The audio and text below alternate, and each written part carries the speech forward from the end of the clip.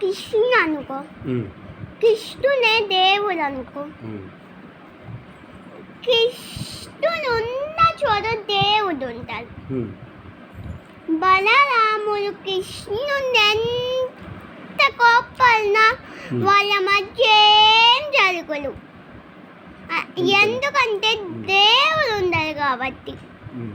మనకు దేవుడు తోడుకుంటే, లేకుంటే మనుషులు ఏమన్నా తోడుకుంటే, మనోళ్ళు ఏమన్నా తోడుకుంటే కాకలొయ్యొచ్చు, లేకుంటే ఆ దేవుడికని చెప్పుకుంటే బాగుంటుంది.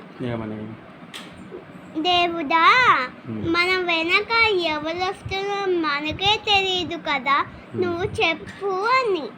మంచోళ్ళని రమ్మని చెప్పాలన్నా చెడ్డోళ్ళని రమ్మని చెప్పాలి? మంచోళ్ళు రమ్మంటే మంచోళ్ళు వస్తారు, చెడ్డోళ్ళు రమ్మంటే చెడ్డోళ్ళు వస్తారు.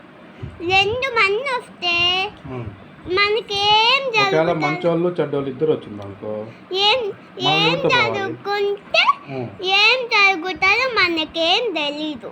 చెప్పు, తెలుస్తుందా? ఇప్పుడు మంచోళ్ళు చెడ్డోళ్ళు ఇద్దరిని పంపించింది అనుకో దేవుడు, అప్పుడు ఏం చేస్తాం? ఏం చేయలేం. ఏం చేయకుంటే ఇప్పుడు మంచోళ్ళతో పోవాలన్నా లేకుంటే దేవుడు పాపం అనుకొని చెడ్డోళ్ళని తీసేస్తాడు. దేవుడు తీసేస్తాడా?